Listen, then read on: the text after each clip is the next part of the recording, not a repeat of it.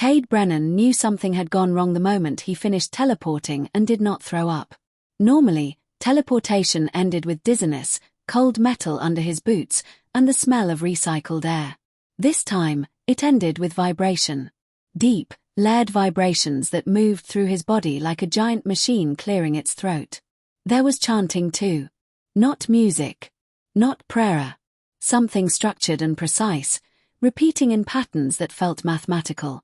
It crawled up his spine and settled behind his eyes. Cade opened his eyes. He stood inside a vast chamber that looked less like a command bridge and more like a cathedral built by something that had never been human. The walls curved upward in smooth arches of living metal, glowing softly with flowing light beneath the surface. Holograms filled the air, star systems burning red, fleets colliding in silence, numbers scrolling upward with calm cruelty. Casualty numbers. Cade exhaled slowly. Okay, he muttered. So it's that kind of meeting. They were already watching him. Rows of Asher commanders stood in perfect circles around the chamber, tall and still, their armor grown rather than built. Long ears rose from their heads, marked with glowing symbols of rank and lineage. Their eyes followed Cade as if he were a strange animal that had wandered into a sacred place. At the center of it all stood the Queen. War Queen Shalice of the Asher Empire was taller than Cade expected. Her blue skin shimmered faintly under the light, almost metallic.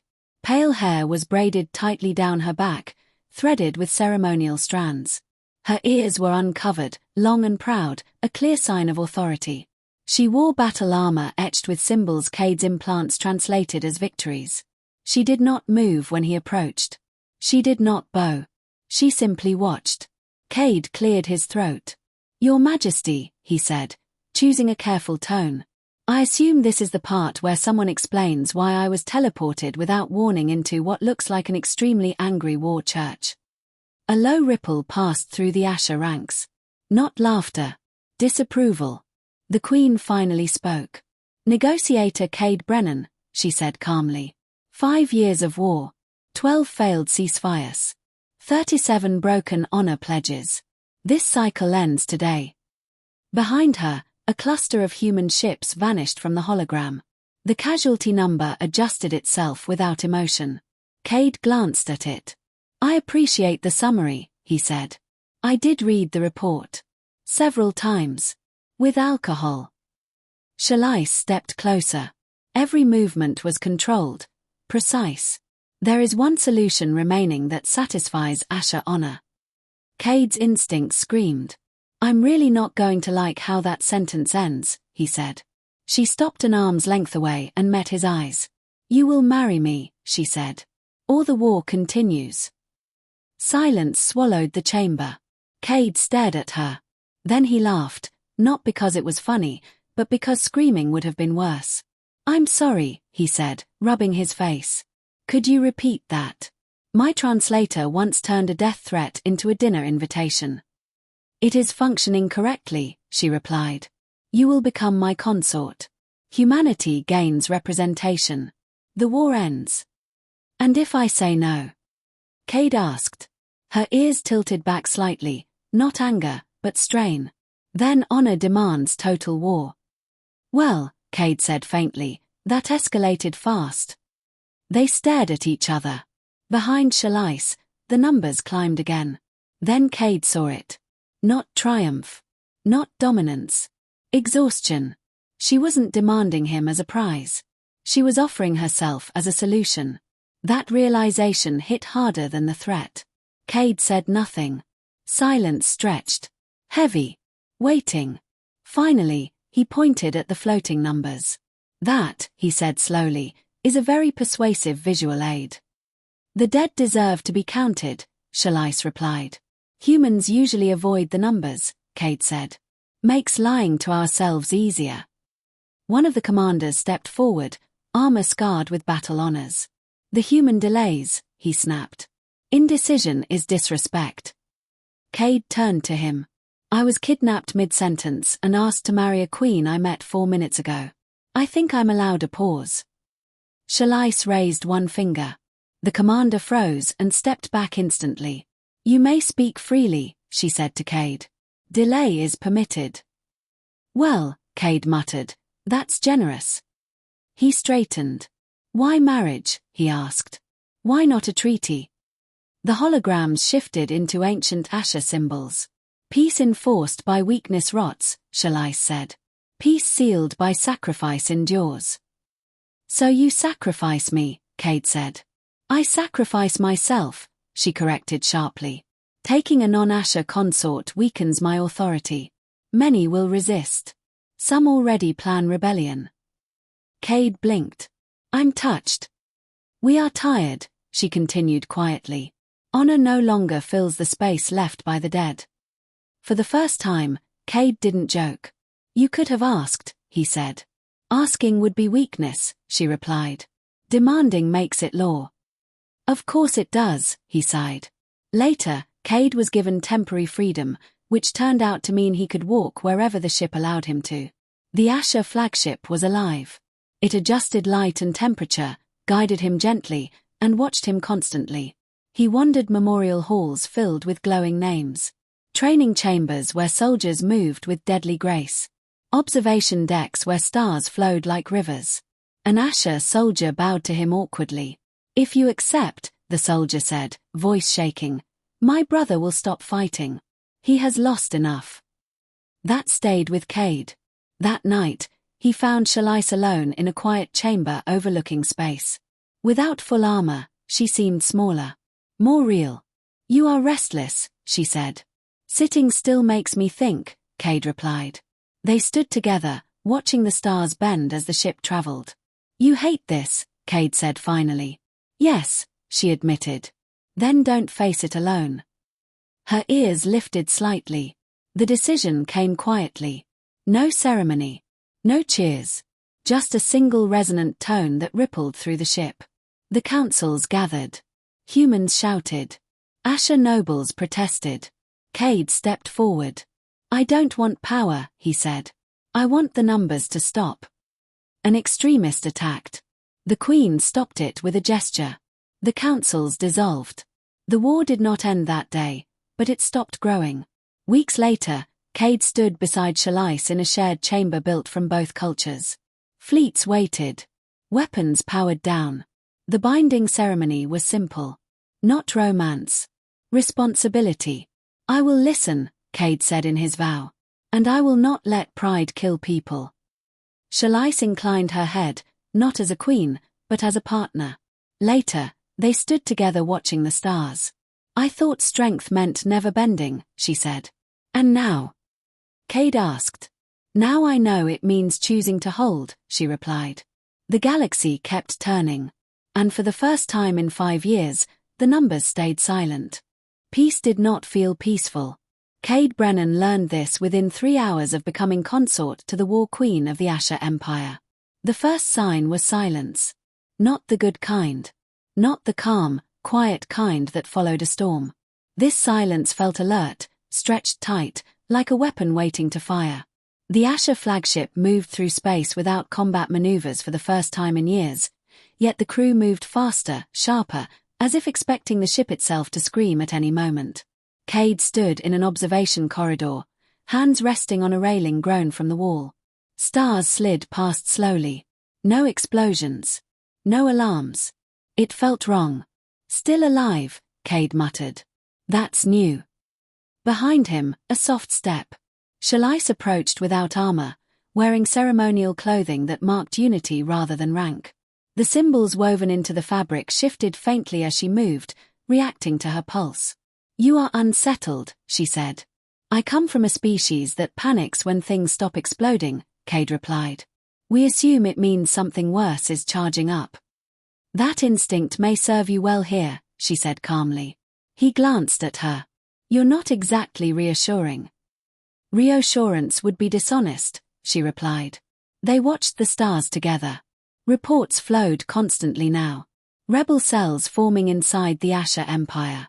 Human politicians arguing across quantum relays. Trade routes frozen. Fleets waiting for orders that would not come. Peace had created a vacuum. And vacuums, Cade knew, always pulled something in. The first attempt on Shalice's life happened during a council review. The chamber was smaller than the command cathedral, designed for negotiation rather than judgment. Cade sat beside Shalice on a raised platform, trying very hard not to look like a man who still wasn't sure if this was real. An Asher noble spoke calmly about resource redistribution. Then his chest opened. Not metaphorically. A hidden weapon unfolded from his ceremonial armor, glowing white-hot as it aimed directly at the Queen. Time slowed. Cade did not think. He moved. He slammed into Shalice, knocking her sideways as the blast tore through the space where her head had been. The energy burned the air, cracking the platform behind them. Guards reacted instantly. The attacker was neutralized before he hit the floor. Cade lay on his back, ears ringing, chest tight. Shalice stared down at him. "You acted without hesitation," she said. "Yeah," Cade wheezed. "Turns out I'm terrible at long-term planning but great at panic-based heroics." Blood, blue, not red, ran down her arm where debris had cut her skin. Cade reached up without thinking and pressed his hand against the wound. "You're hurt." "It is minor," she said, but she did not pull away. The chamber was silent. Every Asher present had seen it. The human consort shielding the War Queen with his own body. By Asher honor codes, that mattered. The rebellion accelerated after that. Some factions called Cade a manipulator. Others called him a weakness. A few whispered something far more dangerous. Hope. Cade found out how divided the Empire truly was during his first solo address. Shalice insisted. "If they hear only my voice, they will see you as my weapon," she said. "If they hear yours, they must confront you as a person." "That sounds optimistic," Cade replied. "Also terrifying." "You will survive," she said. "You always do." The broadcast reached dozens of systems. Cade stood alone in a simple chamber. No armor. No symbols. Just a human in a borrowed jacket, looking directly into alien eyes across the stars. "My name is Cade Brennan," he said. "I didn't ask for this role. I didn't plan it. But I accepted it." He paused. "Not because I love power. I don't. I accepted because I'm tired of counting the dead." Images flickered behind him, battlefields, ruined cities, soldiers from both sides lying side by side. "I don't understand your honor the way you do," Cade continued. "But I understand loss. And I understand what happens when leaders stop seeing people and start seeing numbers." There was no cheering. But there was listening. After the broadcast, Choir, the ship's intelligence, spoke to Cade privately. "Threat probability has increased by 43%, Choir reported. "Great," Cade said. "I was worried things were getting boring." "You are now classified as a stabilizing variable," Choir continued. "And a destabilizing influence." "That feels accurate." Meanwhile, humans were not handling things well. Some hailed Cade as a hero. Others demanded his arrest. One human senator called him a traitor wearing alien jewelry. Cade watched the broadcast with Shalice beside him. "You regret this," she said quietly. "I regret that my species thinks yelling is a solution," he replied. "But no. I don't regret stopping the war." She studied him. "You are losing your place among your people." "Yeah," he said. "But I'm gaining something else." "What?" "Perspective." The second assassination attempt was quieter. A poisoned blade hidden in a gift. Detected by Choir seconds before contact. The third never reached them. The fourth did. It came not from an extremist, but from an admiral. A respected one. He confronted them in a secured chamber, flanked by loyal forces. "You are breaking us," he said to Shalice. "For a human." She did not raise her voice. "I'm changing us," she replied. The admiral turned to Cade. "You will leave. Or this empire burns." Cade stepped forward. "If burning your own people feels like strength," he said calmly, "then maybe your empire needs changing." The admiral ordered the attack. He never finished the sentence. Asher guards, his guards, lowered their weapons. Honor had shifted. Later, alone again, Shalice sat heavily for the first time Cade had ever seen. "They will keep coming," she said. "I have unbalanced centuries of tradition." Cade sat beside her. Yeah, he said. Welcome to progress. It's loud, messy, and everyone hates it at first. She looked at him. You do not fear being erased. I do, he admitted. I'm just more afraid of doing nothing. That night, the ship drifted peacefully. For the first time, HFY slept. Weeks passed. Trade resumed slowly. Borders softened. Children were born on worlds that had expected evacuation orders. Cade learned Asha customs. HFY learned human sarcasm. She laughed more. Quietly. Rarely. But genuinely. One evening, Cade stood with her on a balcony grown from crystal and light. Do you ever wish you'd chosen differently? He asked. She considered. No, she said. Only that the cost had been lower. Same, he replied. The stars moved on. The war did not return. It did not vanish either. But it loosened its grip. Cade Brennan had not won. He had endured. And sometimes, that was enough to change the universe.